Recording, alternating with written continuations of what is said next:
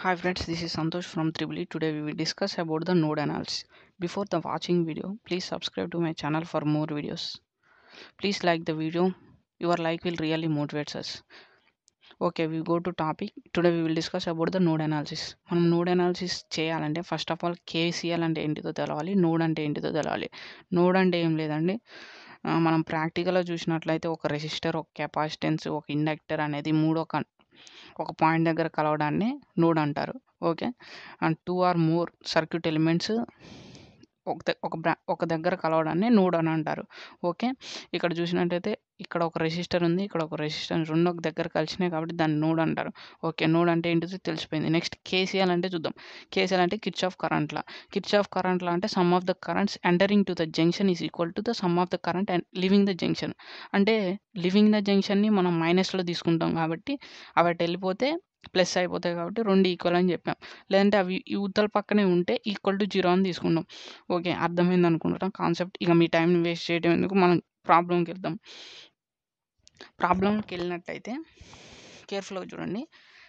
ఇక్కడ మనకి v equal to IR అంటే తెలుసు. దీని నుంచి ఐ ఫార్ములా ఏంటిది, v/r.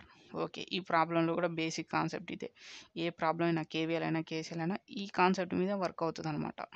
Okay, v equal to IR formula తెలిస్తే మనకి నోడ్ అనాలిసిస్ అయిపోయింది. అలా చెప్పకూడదు కాబట్టి మీరు ప్రాసెస్ ఒకటి రెండు ప్రాబ్లమ్స్ చూస్తే మీకు కథ, మీరు వాడు ఎగ్జామ్లో ఎలా అడిగినా సరే మీరు ఈజీగా చేయొచ్చు. మీ చేతిలో ఒకటే ఉండాలి, క్యాల్సి, పెన్, అంతే. ఈ రెండు ఉంటే మీరు సాల్వ్ చేయగలుగుతారు. ఓకే, మనకి ప్రాబ్లం ఇచ్చాడు. ఇక్కడ నేను ఏం చేశాను అంటే నోట్స్ నేనే తీసుకున్నాను, ఎందుకంటే మీకు అర్థం కావాలి ఫస్ట్ ప్రాబ్లం. అలానే తీసుకున్నాను అనమాట. ఎగ్జామ్లో అలా అయ్యాడు. దీన్ని ఏమంటారు అంటే రిఫరింగ్ నోడ్ అంటారు. దీన్ని ఎప్పుడైనా మనం 0 అని తీసుకుంటాం. ఓకే, ప్రాబ్లం ఒకటి చేస్తే మీకు అర్థమవుతుంది. చూడండి, entering to the problem. First మనం 2 ఈక్వేషన్స్ కనుక్కుంటాం. అంటే మనం విఏ విబి, మన టాస్క్ ఏంటంటే ఇక్కడ విఏ విబి కనుక్కోవాలి. ఓకే, విఏ విబి కనుక్కోవాలి. I equal to v/r formula. ఈ రెండు గుర్తున్నాయి కాబట్టి చలో ప్రాబ్లంలోకి వెళ్ళినట్లయితే ఇక్కడ విఏ ఉంది, విబి ఉంది, ఈ రెండు కనుక్కుంటాం. ఫస్ట్ ఏం చేయాలంటే మన టార్గెట్ ఏం లేదు, apply KCL at node 1 or v1 VA కాడ.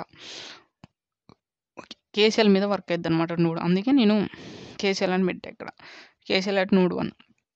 ఈక్వేషన్ 1 చూసినట్లయితే చూడండి, విఏ ఇది హయ్యర్ పొటెన్షియల్ అనుకోండి, ఇది లీస్ట్ అనుకోండి. అప్పుడు విఏలో నుంచి 20 బై ఈ మధ్యలో ఏం రెసిస్టర్ ఉంది, ఇక్కడ formula resistor equal to IR. Okay, అంటే 1.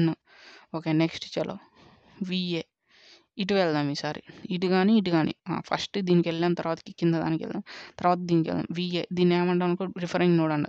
దీన్ని నేను ఏమని తీసుకోవచ్చు, -0 అని తీసుకుంటా.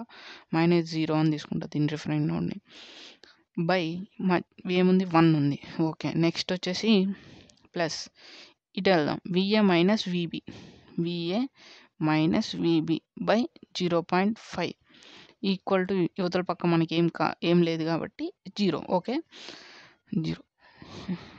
ఓకే, దీని నుంచి నేను ఏం చేసుకోవాలంటే విఏ విబి సపరేట్ చేసుకోవాలి, అంతే మన కాన్సెప్ట్ అనమాట. విఏ సపరేట్ చేస్తున్నా, ఇక్కడ 1/1 ఉంటుంది, ఇక్కడ కూడా 1/1 ఉంటుంది, ప్లస్ ఇక్కడ కూడా 1/0.5 ఉంది. ఇదండి విఏ. విబి ఏముంది, ఇది ఒక్కడే ఉంది కదా విబి, కాబట్టి 1/0.5 విబి రాసుకోవచ్చుగా. ఇక్కడ ఒక కాన్స్టెంట్ మిస్ చేసాను మనం.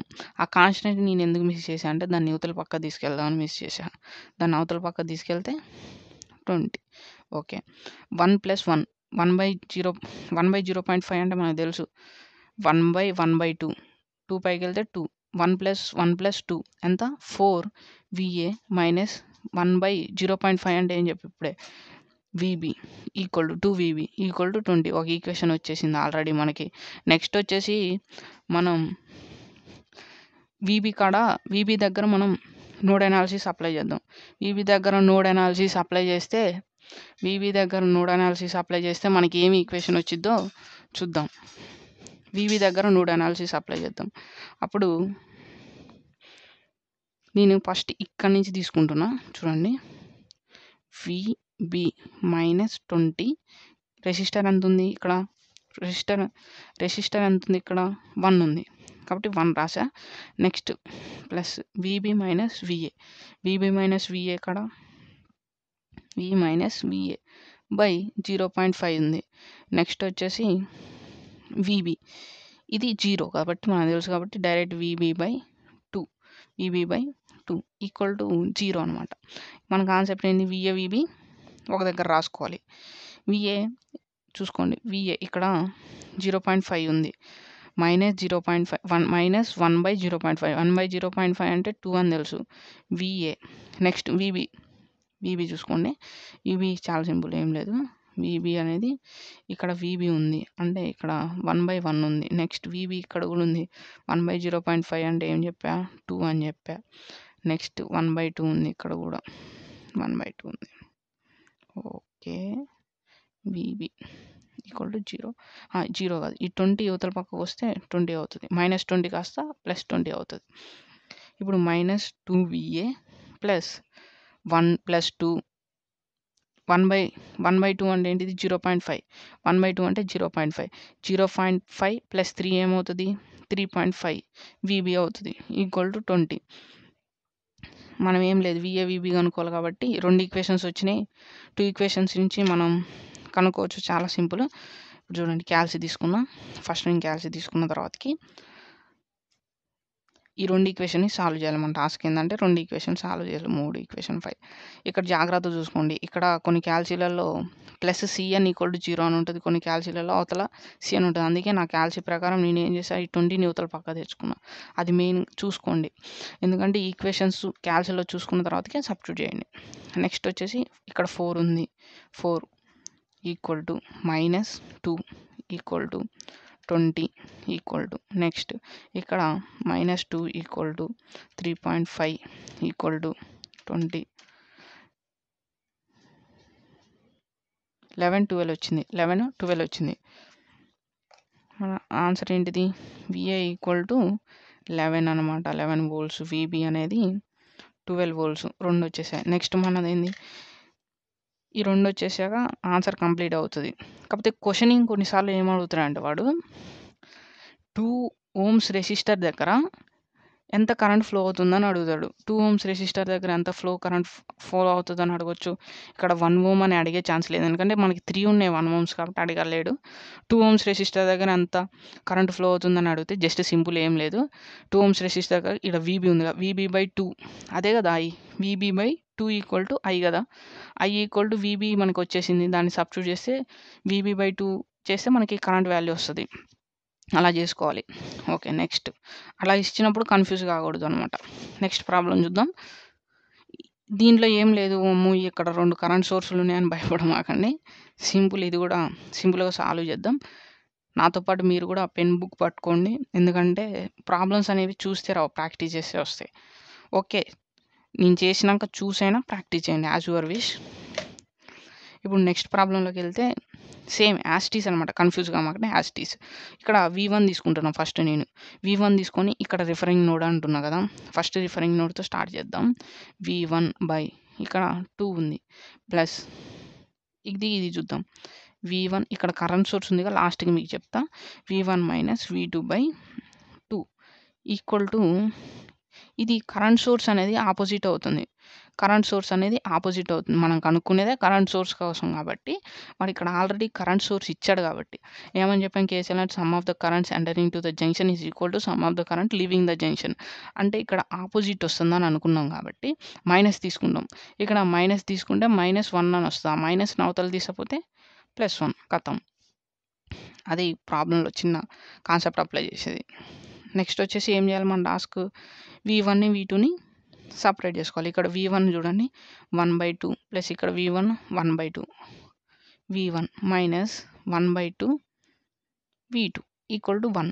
1/2 ప్లస్ 1/2 మనకు తెలుసు 1, హాఫ్ ప్లస్ హాఫ్, ఒక హాఫ్ ఇంకో హాఫ్ 1. V1 మైనస్ 1/2 అంటే ఏంటిది 0.5, V2 equal to 1.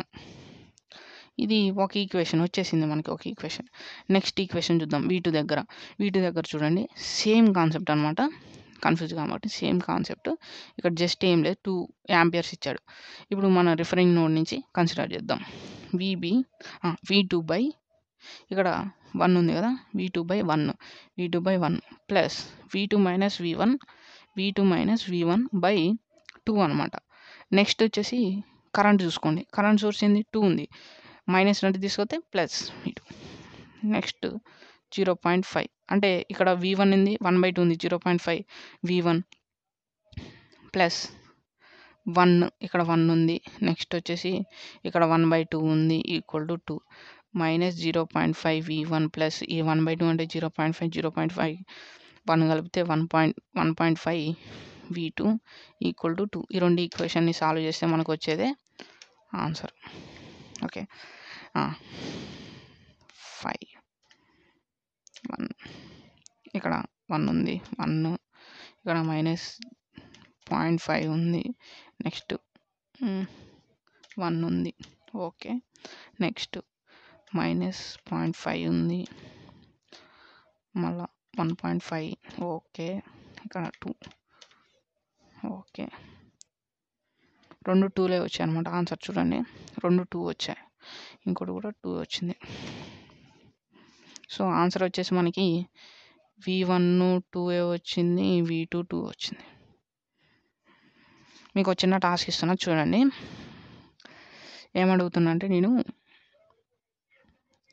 1 ohm resistor దగ్గర ఇక్కడ 1 ఓం రెసిస్టర్ దగ్గర ఇక్కడ 1 ఓం రెసిస్టర్ దగ్గర కరెంట్ ఎంత ఫ్లో అవుతుంది అని కనుక్కోండి. కరెంట్ ఎంత ఫ్లో అవుతుందని కనుక్కోండి. ఓకే దీని కరెంట్ ఎంత ఫ్లో అవుతుందని కనుక్కోండి అని నేను అడిగా. ఒకవేళ ఎగ్జామ్ పేపర్లో అడిగితే అలా చూడండి. ఇక్కడ కరెంట్ ఎంత ఫ్లో అవుతుంది 1 ఓం సింపుల్గా మనం ఇందాకలా చేయని అవసరం. 1 ఓం రెసిస్టర్ దగ్గర ఎంత కరెంట్ ఫ్లో అవుతుంది 1 యాంపియర్ కరెంట్ ఫ్లో అవుతుంది. ఇక్కడ 1 ఓం రెసిస్టర్ దగ్గర ఎంత కరెంట్ ఫ్లో అవుతుంది. ఇక్కడ చూడండి 1 ఓం రెసిస్టర్ దగ్గర V2/1 అని ఉంది. V2 ఆన్సర్ మనకి 2 వచ్చింది. 2/1 ఎంత 2. Okay next